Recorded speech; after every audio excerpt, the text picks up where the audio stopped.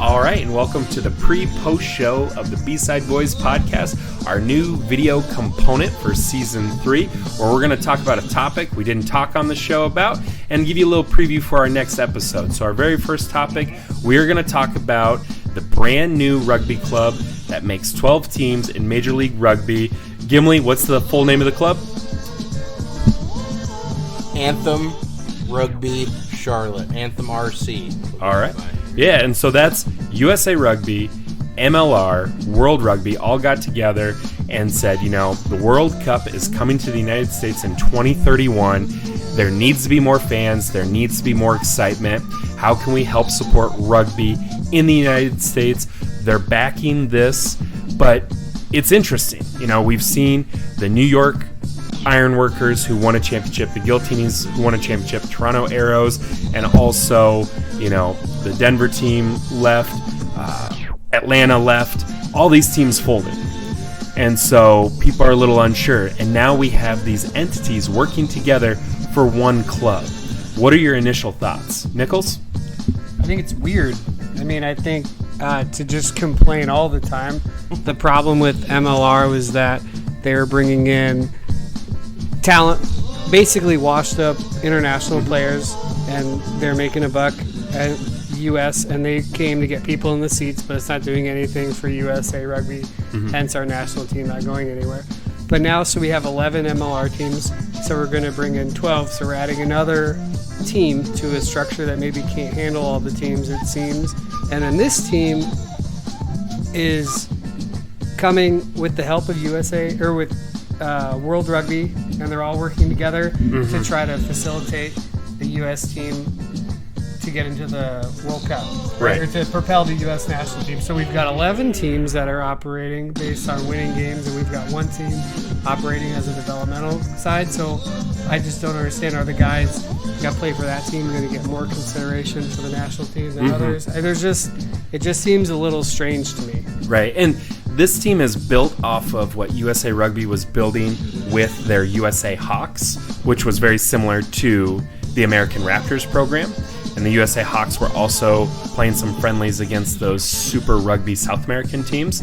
But now they're playing in the MLR, and it is like, okay, if I play in the MLR and I want to make the national team, do I want to go to Charlotte? Is that going to be my easiest pathway? That's their main goal, right? Is to get guys like that are already playing MLR level, but can play internationally for the U.S. Right, and so a lot of MLR guys can't play for the U.S. Right, because they're those tier 2 talent guys from overseas and guys who are aging out. Yeah, and so it's really interesting because it'd be like if FIBA, the International Basketball Association, was like, hey, you know what, we're going to put a team in the NBA, and it's like the favorite child. Like, it's hard to not look at it that way. It's cool that World Rugby is supporting this and USA Rugby is supporting this, but it's like, is there a better way to support the other 11 teams? That's kind of where I'm at. It's like, so you have every team has the same number of spots. So our kids, guys, men, young men, going to be more likely to go to one than the other? Are we going to have? It just seems silly to me. Like the analogy I broke. It's not apples to apples, but it's like you have a college football team. Like, this is an NFL enrichment program, and we're going to make a team to get all these guys ready for the NFL. Well, wouldn't fucking everyone go there that could? You know, Alabama. What's Nebraska? But so I mean, we'll see how it shakes out. I think the number one thing is that we're trying new things, and that we're trying to build homegrown talent to propel our nation further in World Rugby. So that I'm for. The whole thing just seems a little silly, and maybe I'm the silly one. It's a net positive, I think. Yeah, okay. It's a net positive that outside entities want Major League Rugby to work, because I think on the sole aspect of like, hey, we want MLR to make money, we want to be profitable, it wasn't working, and that was bad for the league, as we've seen teams leave the league.